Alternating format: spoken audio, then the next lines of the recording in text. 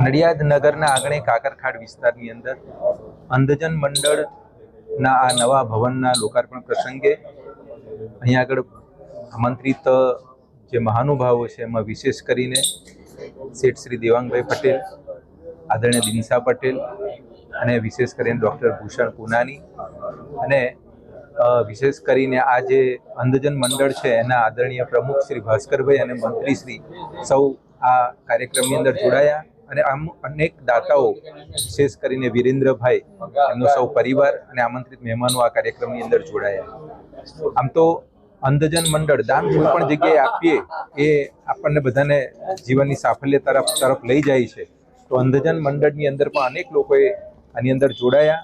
જય મહારાજના આશીર્વાદ સૌને પ્રાપ્ત થાય એવી શુભ ભાવનાઓ સાથે આજના પ્રસંગની શુભેચ્છા સાથે આપ સૌને મારા જય મહારાજ। આપણે સમાજને તમે શું સંદેશો આપવા માંગો છો?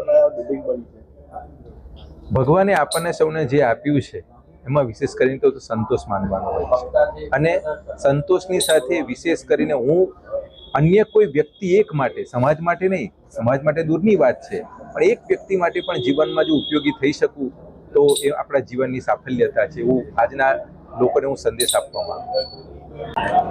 ભાસ્કરભાઈ ઇન્દુભાઈ પટેલ, પ્રમુખ અંધજન મંડળ નડિયાદ। અંધજન મંડળ નડિયાદ સંચાલિત એક પીપલગમાં મેન્ટલી રિટેડ છોકરાઓની સ્નેહ સ્કૂલ ચાલે છે અને કપડવંજ રોડ ઉપર જલારામ મંદિરમાં એક વિકલાંગ ટ્રેનિંગ સેન્ટર ચાલે છે। એ બંનેમાં સગવડ પૂરતી ન હોવાથી અમે એક આ નવા બિલ્ડિંગનું બાંધકામ કર્યું અને આશરે 50 લાખના ખર્ચે આ બિલ્ડિંગ તૈયાર થયું છે। એનો આજે ઉદ્ઘાટન પ્રસંગ હતો।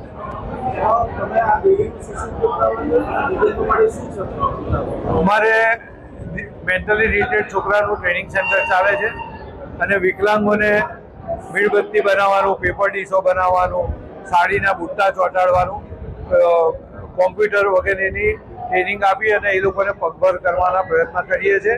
તદ ઉપરાંત અમારી ઓફિસથી અમે ઘરે ઘરે કોઈને બી પલંગ જોઈએ, ઓક્સિજન મશીન જોઈએ, વ્હીલચેર જોઈએ, ટોયલેટ ચેર જોઈએ, એક નજીવા ₹2 ટોકન ભાડેથી આપીએ છીએ। 2 ડેડ બોડી છે, અમારી ડેડ બોડી રાખવાના મશીન છે, 5 ઓક્સિજન મશીનો છે, 25 પલંગ છે, 20 વ્હીલચેરો છે અને અમારા ઉંમરે આવેલા કોઈને બી ધારો કે સાધન ખલાસ થઈ ગયું હોય તો નવું લાવીને આપીએ છીએ।